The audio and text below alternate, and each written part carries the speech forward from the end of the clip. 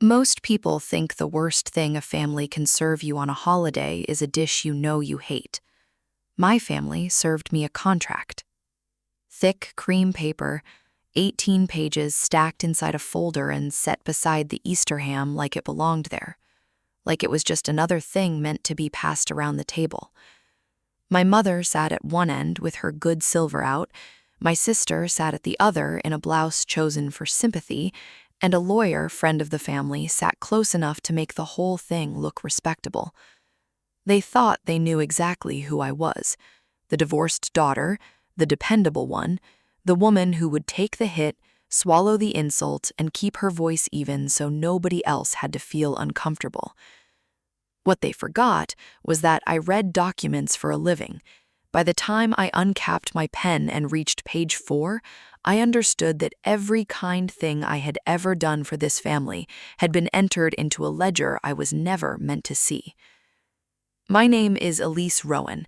I was 43 that spring, living alone above a frame shop on Main Street in Fairwick, Ohio, and I had been divorced just long enough to stop checking my phone every time it lit up, but not long enough to stop bracing when my mother used that careful, gentle voice she only reached for when she had already decided how the night was supposed to end. For the past 2 weeks, Vanessa had been texting like she had suddenly remembered I existed. Little things. Hope you are taking care of yourself. Been thinking about how much pain can turn into purpose. Families have strange ways of carrying each other. That kind of language. It sat wrong in me, but Vanessa had always spoken like a person trying on sincerity in a mirror before using it in public. I stopped first at my Aunt Lorraine's place at the edge of town. Her bungalow sat back from the road behind a low hedge and a patch of hellebore that somehow always looked alive before spring had earned it. She opened the door before I knocked twice, took one look at my face, and stepped aside. "Who's coming tonight?" she asked. "Vanessa and Michael. Maybe Gordon Bell." That made her still for half a second, then she nodded once and motioned me toward the kitchen. "If there is paperwork on that table, do not let anyone summarize it for you. Read it yourself. Read it slowly." I leaned against the counter. "You really think it's that kind of dinner?" Lorraine slid a mug toward me and filled it from the kettle. "People like your mother don't mind hearing no. They mind losing the right to explain your no for you." I left 5 minutes later with that sentence sitting in my chest like a stone. By the time I turned into my parents' driveway, dusk had gone blue at the edges. Too many cars. Vanessa's SUV by the steps, Michael's sedan near the hedge, Gordon Bell's black car out closer to the street. Gordon was not the kind of man who showed up at a holiday dinner unless there was paper involved. He had been around my family for years, looking over deed transfers, trust updates, tidy little matters that needed a legal eye and a friendly invoice. Inside, the house smelled like brown sugar glaze and furniture polish. Everything was too neat. The table was set like my mother expected witnesses: glazed ham in the center, green bean casserole, rolls in a basket lined with a pressed linen towel, candles lit, though we had overhead lights, and on the sideboard, lined up square with the serving tray, was a cream-colored folder thick enough to notice from the doorway. Vanessa came over first, in a pearl blouse I had only ever seen her wear when she wanted to look fragile and expensive at the same time. Michael stood near the dining room arch with a glass of iced tea he never really drank from. My father glanced up from his chair, met my eyes for a second, then looked down again. "You made it," my mother said, smiling too fast. "Traffic okay on 70? Fine." We sat. For 10 minutes, we pretended to be normal people. We talked about weather, the fundraiser at Willow Creek Elementary, whether Fairwick would finally repave the stretch of Main near the bank. I answered just enough to be polite. That was the role I had always been handed. Vanessa was the one who needed tending. I was the one who could handle things. That had been true the year before, too, when my marriage ended and I stayed in Vanessa's guest room for 5 weeks while I found my apartment. I paid for groceries, filled her tank twice, washed my own sheets and hers, and tried to occupy as little oxygen as possible. None of that had survived in family retellings. In their version, Vanessa had taken me in when I had nowhere to go. It had hardened into fact the way family lies do, through repetition and holiday side dishes. My mother set down her fork first. Her voice softened another degree. Vanessa and Michael have been through so much, you know that. Vanessa lowered her eyes at exactly the right moment. 3 rounds of IVF since 2021, and nothing to show for it except bills and bruises. Michael added that they had exhausted every path they knew. Gordon said nothing. He just sat there in his jacket like a notary public for the soul. My mother folded her hands. Sometimes family is all we have left. Sometimes one person can carry another across the last impossible stretch. Then Vanessa reached for my hand. Elise, you are the only person I could trust with this. I felt the sentence before I fully heard it. A memory opened like a door I had tried to nail shut.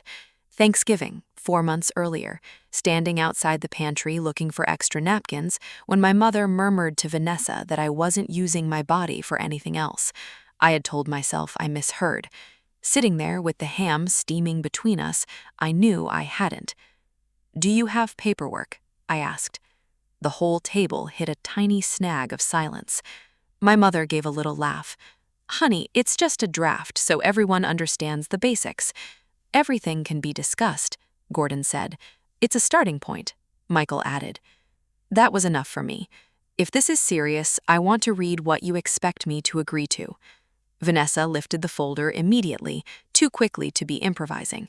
Gordon slid it toward me. My father stayed silent. Page 1 was all gift and love and family support. Page 2 moved into reimbursements and scheduling. By page 3, the language tightened. Appointment coordination, information routing, compliance expectations. It was the kind of wording that looked orderly until you knew what power felt like on paper.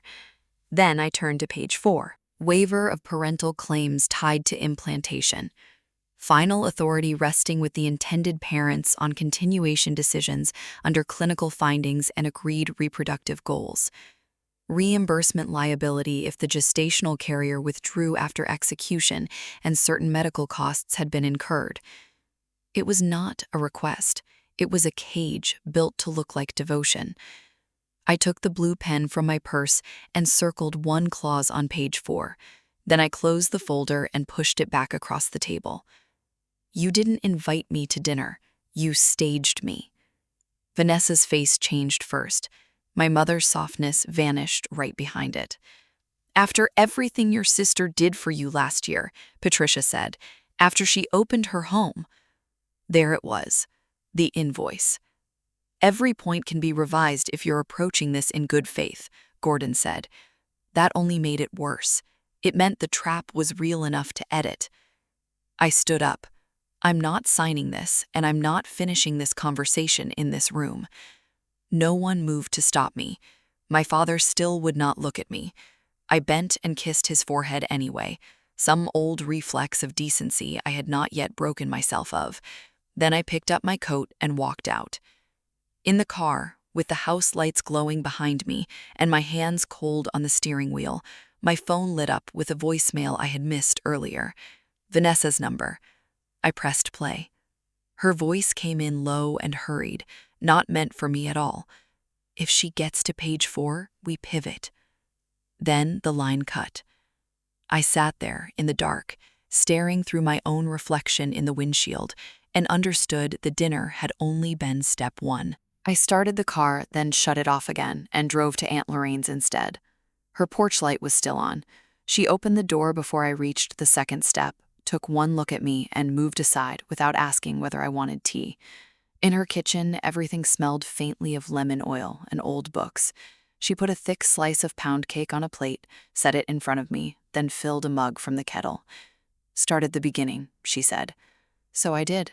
I told her about the folder on the sideboard, about Gordon Bell sitting at the table like a witness no one had announced out loud. I told her the way Vanessa reached for my hand only after my mother had laid enough guilt across the table to make refusal look cruel.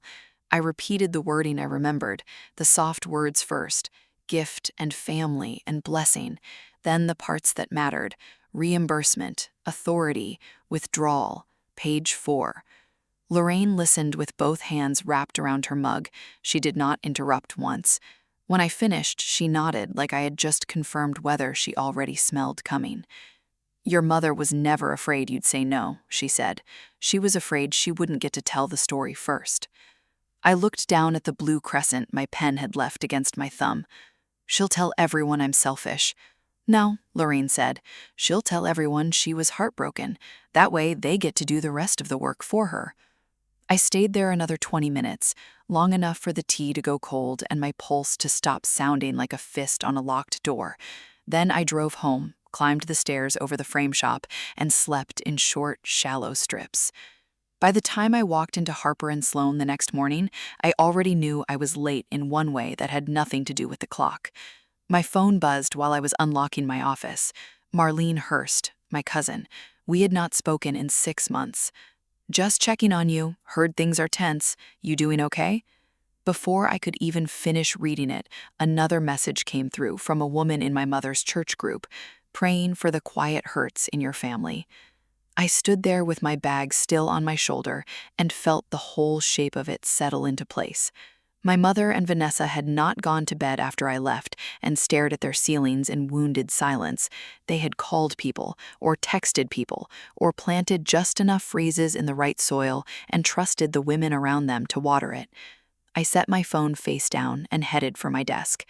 Daniela Ruiz rolled over in her chair from the office next to mine before I'd even taken my coat off. 39, sharp as a paper cut, the only person at Harper and Sloan who could make a legal pad look hostile. You look like hell, she said.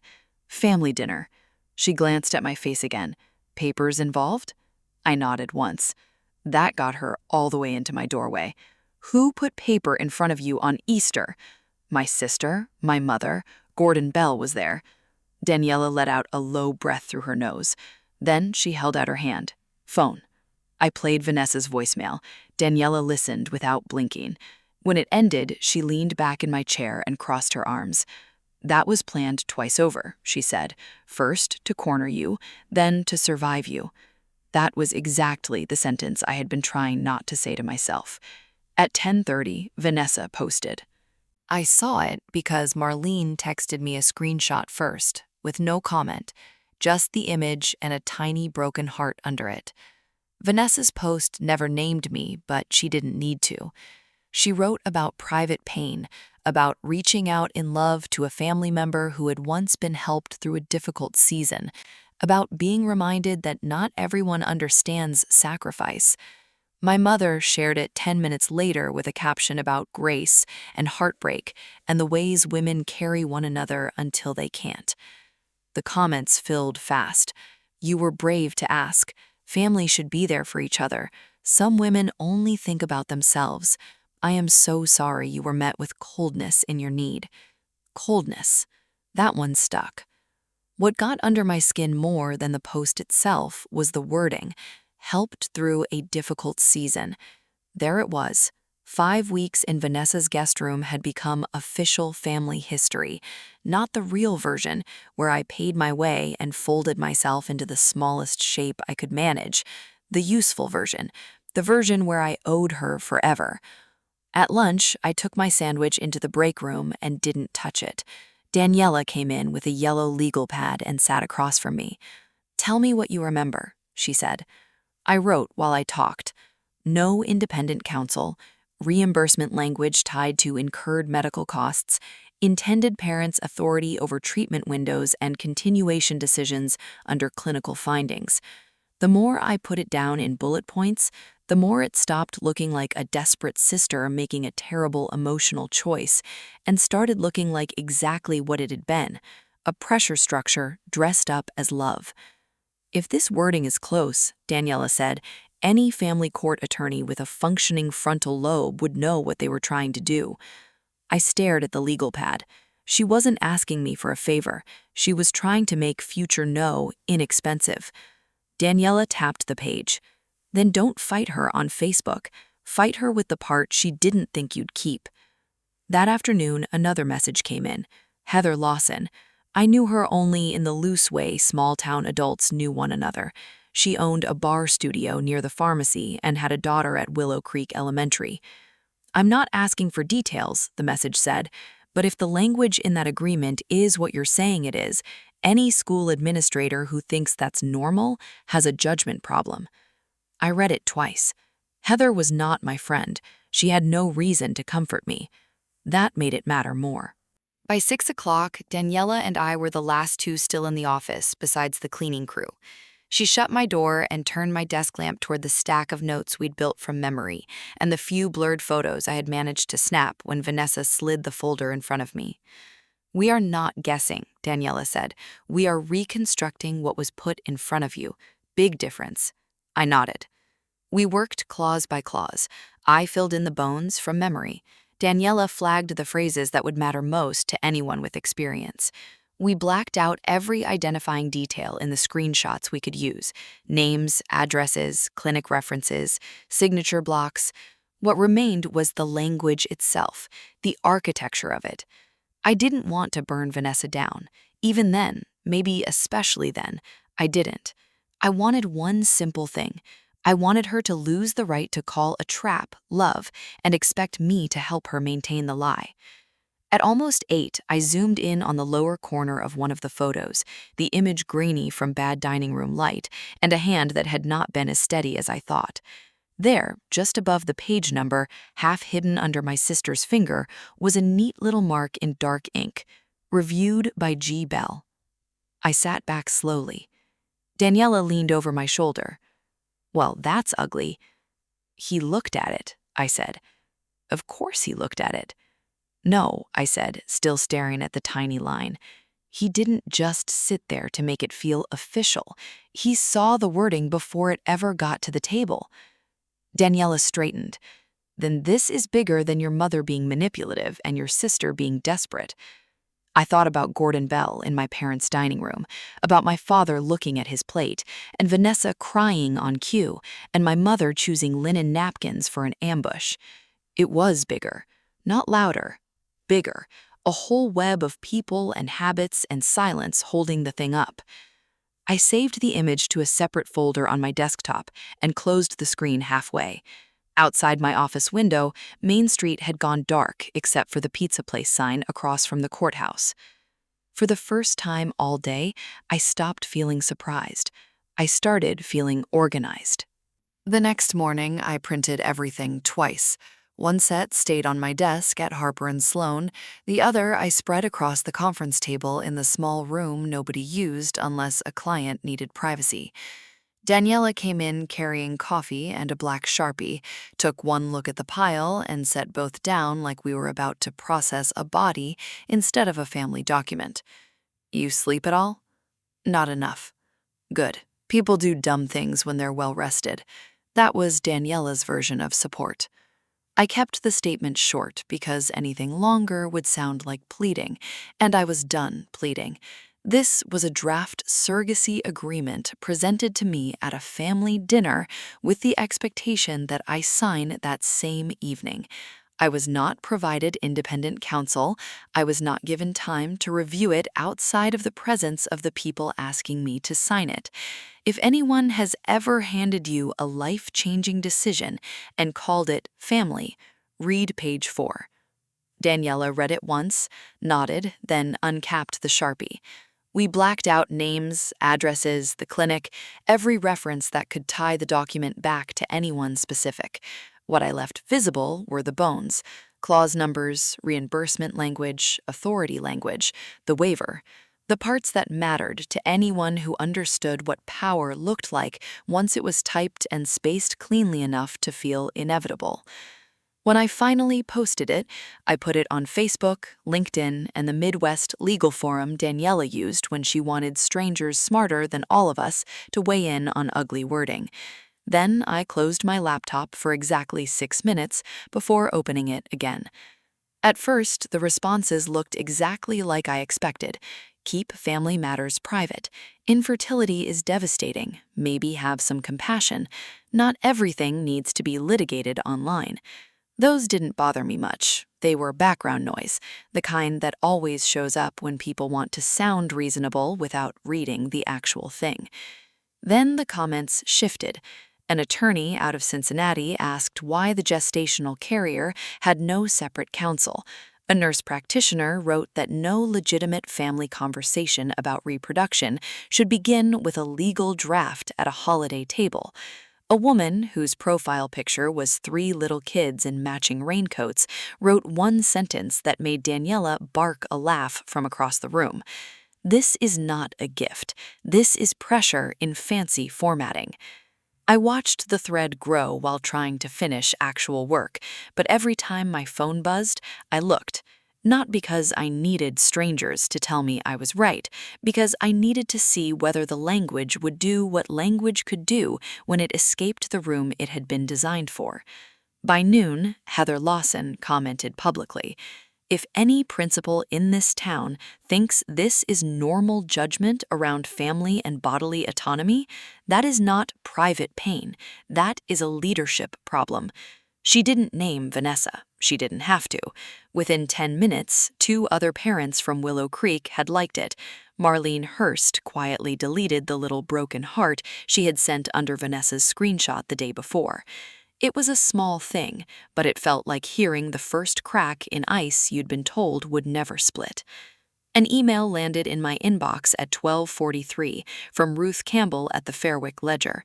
She asked if I wanted to confirm the document was authentic and whether I had any comment regarding community concern. I wrote back 2 lines.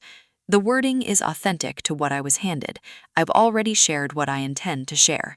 I wasn't going to let my mother say I dragged the town into this.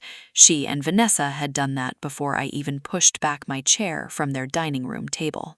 At 1:16, Monique Halpern in Cleveland reposted the redacted pages on LinkedIn with a note that said, "Coercive family frameworks should never be mistaken for generosity, no matter how polished the wording or how sympathetic the intended parents may seem." I didn't know Monique. I knew her type. Exacting, careful, allergic to emotional manipulation dressed as ethics. Her post got attention from people who spoke the language my mother could never bully into compliance. That was when Vanessa deleted her original post. I saw it happen in real time because the comments vanished all at once. 20 minutes later, she replaced it with a softer version.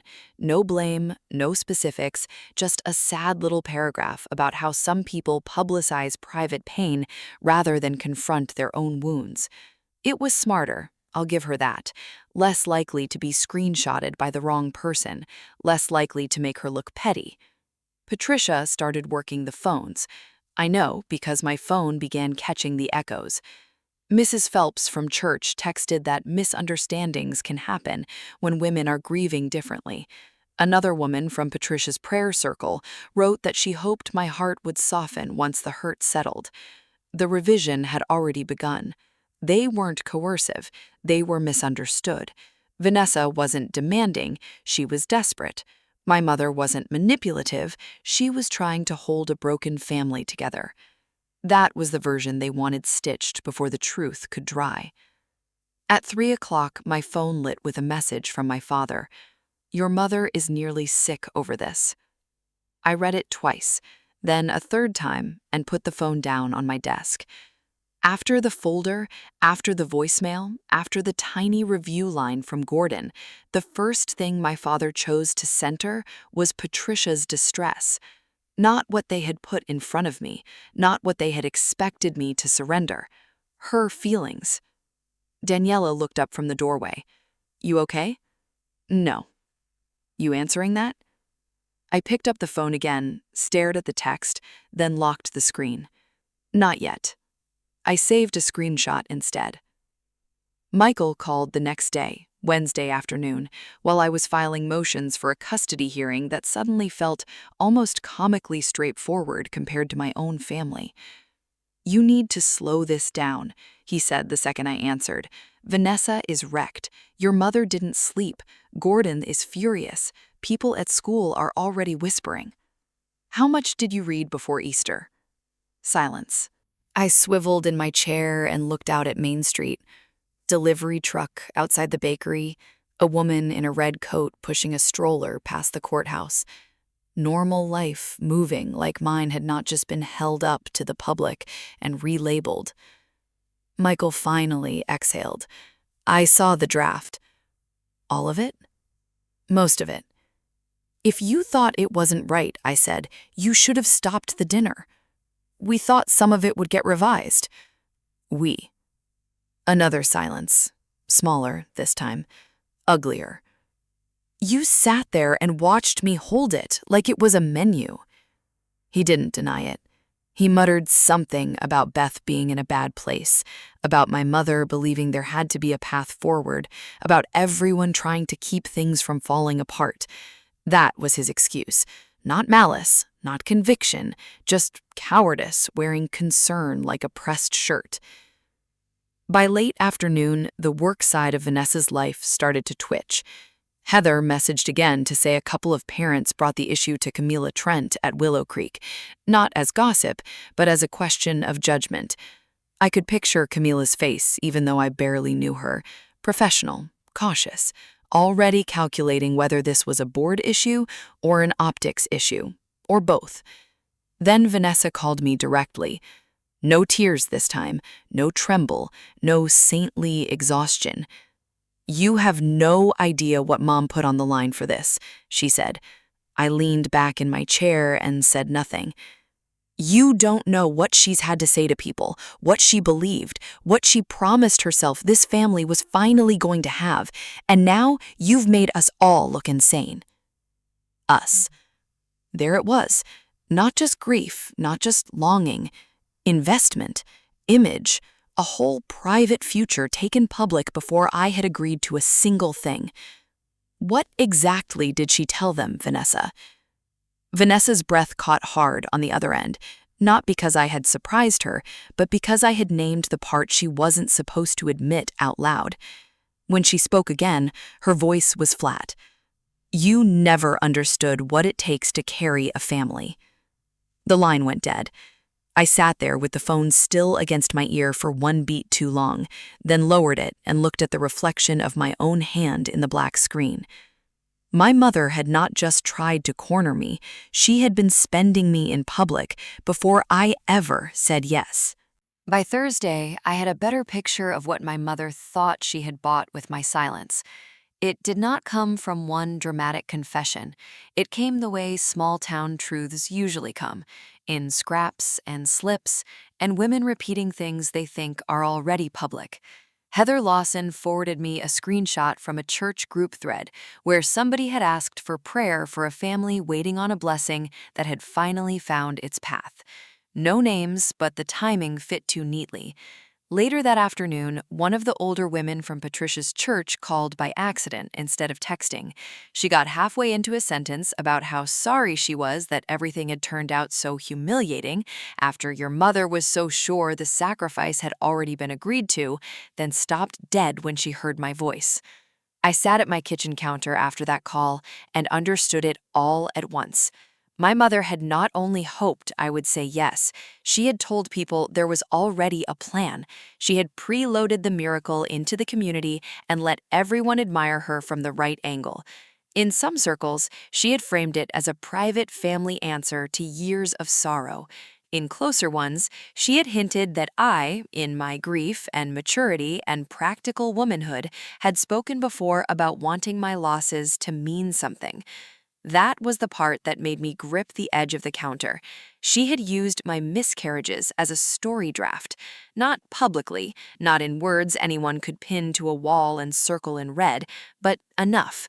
Enough for prayer chains, enough for women with casserole dishes and soft hands and very certain ideas about sacrifice. Enough to make my refusal look like betrayal instead of self-defense. Heather called that evening while I was reheating soup I didn't want. This is moving at school, she said. Not fast, but enough. How enough?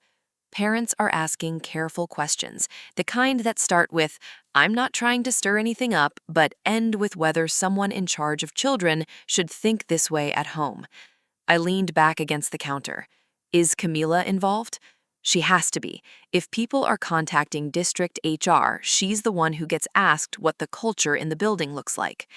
I pictured Willow Creek Elementary, the front office with its bright bulletin boards and spring artwork taped crookedly along the walls, Vanessa walking those halls in low heels and measured patience, speaking to second graders with soft discipline, and parents with the polished tone of a woman who had spent years mastering the optics of care.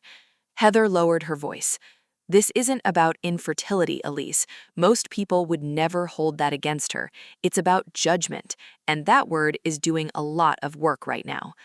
After we hung up, my phone buzzed again. Marlene Hurst. Can I ask you something and have you answer straight? I typed back, yes. Did Vanessa really support you for months after the divorce? I stared at the message long enough to laugh once, without humor. Then I wrote, I paid my share from the first week. It was 5 weeks, not months. Nothing else. 3 dots appeared, disappeared, then came back. That's not how I heard it. I know. That was all it took. I didn't need to explain my grocery receipts or the gas money or the fact that I had folded their laundry the second Saturday I was there because I could not stand the feeling of taking space. A clean fact is more dangerous than a speech when the lie depends on fog. Michael showed up Friday night just after 7, still in his company polo, lanyard tucked into his pocket, like he had remembered halfway up the stairs that he didn't want to look too much like the man he was all day. He stood in my doorway holding nothing, which somehow made him look guiltier. I didn't invite him in right away. Can we talk? We're already talking. He glanced past me at the apartment, at the lamp by the sofa, the stack of files on my table, the one framed print above my radiator that I had bought the week the divorce became final, because I wanted one thing on my wall that no one else had chosen. Then he asked if he could come inside. I let him. He stayed standing until I sat, then lowered himself into the chair across from me, like somebody entering a deposition room. Gordon didn't draft the whole thing, he said. Beth found a template through the clinic, and Mom wanted somebody to look at it before Easter. Mom. Patricia, I said. His jaw moved once. Right, Patricia. Gordon reviewed it. He tightened some of the reimbursement language. Because? Michael rubbed his palms over his knees. Because your mother kept saying if you had too many exits, you'd take one the second things got hard. I let that sit there. And the authority clauses. He looked away. Michael. He exhaled. She said if you had too much control over medical decisions, you'd change the deal when it mattered. Not Beth. Not Gordon. She said. My mother. He nodded. I sat very still. The room around us felt overbright for a second, every edge sharpened. That sentence was more revealing than if he had handed me a confession signed in blue ink. They didn't want my help. They wanted my compliance, and they wanted it structured in a way that assumed my consent was temporary, but their claim on me would not be. You could have stopped it, I said. His face tightened. I know. You could have said this is too far before it ever got to their dining room. I know, but you didn't. He looked up then, finally. Beth was falling apart. I kept telling myself people say and do extreme things when they're desperate. I thought if it got close enough to real, somebody would slow it down. Somebody meaning me. He didn't answer that. He didn't need to. In families like mine, the person who has always carried her own weight gets assigned everyone else's restraint too. When he left, I didn't feel vindicated. I felt tired in an old way, the kind that has less to do with one bad week than with recognizing a pattern you should have stopped apologizing for years ago. Sunday afternoon, my father came alone. He stood on the landing outside my apartment, holding his cap in both hands. Richard Rowan had spent most of my life looking like a man forever arriving slightly late to his own decisions. He looked smaller without my mother beside him, not gentler, just reduced to his actual size. I let him in, made coffee, pointed him to the sofa. He sat with his hands flat on his knees and stared at the mug I put in front of him. Your mother shouldn't have put that in front of you like that, he said, at last. Like that. I waited. She showed it to me 2 days before Easter, said she didn't want me blindsided. A laugh almost came out of me, but I swallowed it. And what did you say? That some of it felt too formal, too much. Too much for dinner or too much for me? His shoulders dropped a little. Both. Then why didn't you stop it? He looked at the coffee as though the answer might be floating there. Because I did what I always do. I let your mother steer things when I knew she was already committed. I told myself Beth was hurting. I told myself Gordon had looked it over. I told myself we were trying to keep the family from breaking apart. I leaned back in my chair. Did it occur to you at any point that I might be the one being broken? He shut his eyes for 1 second. When he opened them again, they were wet, but not the easy tears of a man looking to be forgiven. More like the sting of finally seeing the thing he had spent years stepping around. No, he said, not enough, not in time. That was the most honest thing he had ever said to me. At work on Monday, Heather texted that district had opened a formal review around leadership judgment, community trust, and professional boundaries at Willow Creek. Nothing theatrical, no one escorted Vanessa from the building, no screaming headlines, just process. Camila Trent had been asked to provide context around parent complaints.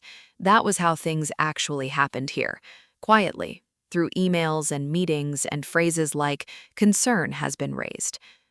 Patricia left me a voicemail that night, almost 4 minutes long. She never once used the word sorry. She said any mother would fight for a child in pain. She said I had changed since the divorce, grown hard in places that used to be tender. She said no one was trying to hurt me, only to protect Vanessa from one more abandoned hope. The whole message was built on the same old trick: rename control as love, rename pressure as sacrifice, rename the person being cornered as the one causing harm. I listened all the way through, then deleted it without replaying it. That silence felt different now, less like retreat, more like a locked door. Later that week, after dinner from a carton balanced on my lap, I opened an old email I had left starred and unanswered since December. Megan Foley, Franklin County Foster to Adopt Orientation, next available session in May. I had saved it months ago, on a night when the apartment felt too quiet and the future looked like something I could only inspect from behind glass. Back then, I had told myself I was not steady enough, not settled enough, not ready to build a life around someone else when my own was still coming back together in pieces. Now the pieces looked different, not whole, not neat, but mine. I typed one line. If there is still space in the May group, I'm interested. Megan called the next morning before 9. Her voice was clear and practical, the voice of someone who had spent years sorting hope from fantasy and was not sentimental about either. We do have one opening left, she said. If you're serious, I can put your name on the list. I looked around my apartment, the narrow kitchen, the lamp by the window, the little second room I used mostly for boxes and winter coats, and the things I had not yet decided whether to keep. Yes, I said. I'm serious. When I hung up, the place was still quiet, but it was no longer the kind of quiet that follows something ending. It sounded like there might be room for something else. By the end of April, the district sent out one of those emails written in language so polished it almost squeaked. Willow Creek Elementary, it said, would be moving in a new leadership direction for the upcoming school year. No scandal, no names tied to wrongdoing, no mention of ethics, judgment, or the fact that half the town had spent 2 weeks reading a redacted agreement over their morning coffee and realizing a school principal they had trusted had no idea where love ended and control began. In Fairwick, nobody needed it spelled out. Vanessa started scrubbing her pages after that. The verses about waiting, the posts about miracles, the soft photos with candlelight and captions about faith under pressure. She did not apologize. She did not clarify. She just erased what she could, which told me more than an apology ever would have. Michael moved into an extended stay hotel off Route 33 and started telling people he needed some breathing room. That was the phrase men like Michael used when the thing they had helped build caved in, and they wanted credit for surviving the dust. My mother left me the shortest voicemail of the whole ordeal. 11 seconds, maybe 12. "I hope you're satisfied, Elise. You've made enough of a spectacle for strangers to sit in judgment over your own family." I deleted it before the final word had faded from the screen. My father changed in smaller ways, not dramatic ones. No grand speech, no overnight transformation into a brave man. He just started texting like somebody trying awkwardly to become visible in the aftermath of years spent blending into my mother's shadow. "How was orientation? Did they say what comes next after home study? Do you need help painting the spare room?" He never once asked for forgiveness. He never once said I had to understand what he meant instead of what he did. That alone was more honest than anything I had gotten from him in years. The orientation in May took place in a county building that smelled like copier toner and old coffee. Folding chairs, fluorescent lights, a table in the back with grocery store cookies, and a stack of forms thick enough to intimidate people who liked the idea of helping more than they liked the reality of systems. Here, it was used to tell the truth. Everything was explained before it was asked of me. Every step came with choices. Questions were invited. Hesitation wasn't treated like disloyalty. I read every page slowly. I asked about support after placement, about transition plans, about how often children woke in unfamiliar homes, and what counties actually did to prepare people for that, instead of what brochures claimed. Megan looked at me over the top of her reading glasses and smiled without sugarcoating it. "You've read a lot of forms in your life, haven't you? Enough to know the difference between informed consent and a trap." She nodded like that answer told her most of what she needed to know about me. My early summer, my apartment had begun to change before any child had crossed the threshold. Daniela came over one Saturday with painter's tape, a gallon of pale yellow paint, and a Target lamp still in the box. Aunt Lorraine brought a white orchid and set it on my windowsill like she was placing a quiet bet. Heather dropped off a folded blanket in a paper bag with no note, which somehow made it kinder. The second room had mostly been storage. Winter coats, extra banker's boxes, the marriage leftovers I had not been ready to sort. We cleared it out slowly. Daniela rolled paint onto the wall while I assembled a small bookshelf from a carton with directions written by a sadist. "You know what I like about this?" Daniela said, standing back to inspect the wall. "Nobody is asking you to disappear to make it happen." That sentence stayed with me. In October, Megan called about a little girl named June. I met her in a county meeting room with a cracked vinyl floor and a mural of cartoon trees someone had painted years ago and then given up on halfway through. June was 3. Her hair had been cut unevenly by somebody practical or tired. One of the lights in her sneakers no longer worked. She stood next to her case aid with one hand wrapped around the hem of her own shirt and looked at me the way adults think kids don't know how to look, directly, carefully, deciding. I had brought a small fox stuffed animal and a board book about a rabbit who kept losing things and finding them again. I didn't kneel too fast, didn't push the toy toward her like a bribe. I just sat down so I wasn't towering over her and placed both on the low table between us. "You don't have to take either one," I said. "They can just sit there if you want." June considered that. Then she stepped closer, touched one ear of the fox, and said, "It's soft."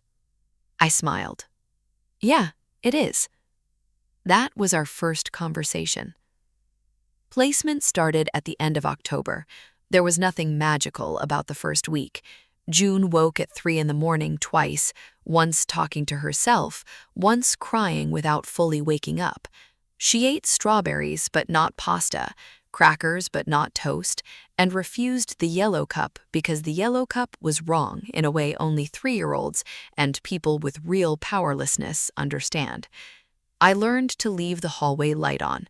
I learned to move slower when she was watching. I learned that safety looks boring from the outside and holy from the inside. Vanessa called once in January of 2025.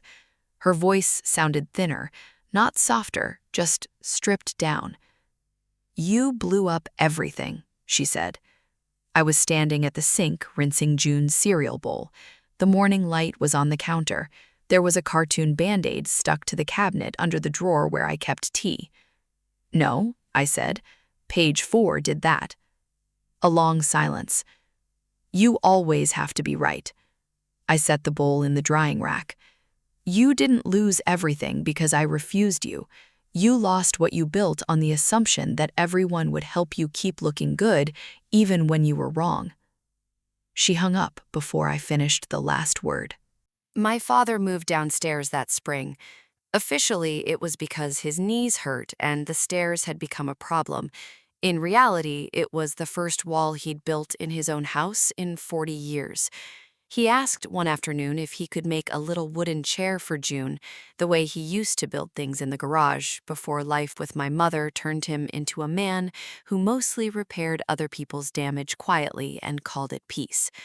"We'll see if she wants one," I told him. That was the boundary. Not punishment, not forgiveness either, just truth. By summer 2025, after months of visits, reports, routines, and all the small, ordinary things that make a child start believing a place might still be there tomorrow, Megan told me the county would support moving forward with adoption if everything held steady. I called Aunt Lorraine first. She cried into the phone and then claimed she was only emotional because the kettle had gone off too loud. Daniela bought June a washable marker set and a pair of sparkly rain boots in a size she swore was an educated guess. My father asked again about the chair. The finalization happened at the county courthouse in late August. I wore a dark blue blazer, June wore a yellow dress that was a little too big in the shoulders, and carried the fox from our first meeting tucked under one arm. Megan was there, Daniela was there. Aunt Lorraine sat in the second row with tissues hidden in her sleeve. My father sat farther back, hands folded, looking like a man who understood that being invited into a room was not the same thing as being owed it. My mother was not there. Vanessa was not there. Michael was not there. Some doors are supposed to stay shut. When the judge asked June if she understood that I would be her mother now in paperwork and in life, she nodded seriously, then asked if we could get donuts after. Everybody in the room laughed, including the judge. That was the exact right ending to that moment. Not a speech, not a miracle, just a little girl thinking ahead to sugar and a Saturday afternoon. By the spring of 2026, the apartment above the frame shop no longer sounded like the place I had fled to after my marriage ended. There was a cardigan draped over the couch that did not belong to me. Stickers lined the edge of the refrigerator. A watercolor blob that June insisted was a fox hung under a magnet shaped like Ohio. Aunt Lorraine's orchid had bloomed twice. On Saturdays, June sat at the kitchen table and narrated entire complicated worlds to her stuffed animals while I made tea and listened. The thing people like my mother never understand is no does not destroy a family. It only reveals what kind of family needed your silence to survive. If this story found you in a place that still hurts, if someone has ever tried to turn your kindness into debt or your body into obligation, leave me a line below. I read everyone. And if you want to stay with me for more stories about boundaries, dignity, and the lives we build after people underestimate us, stay close. There is another one waiting.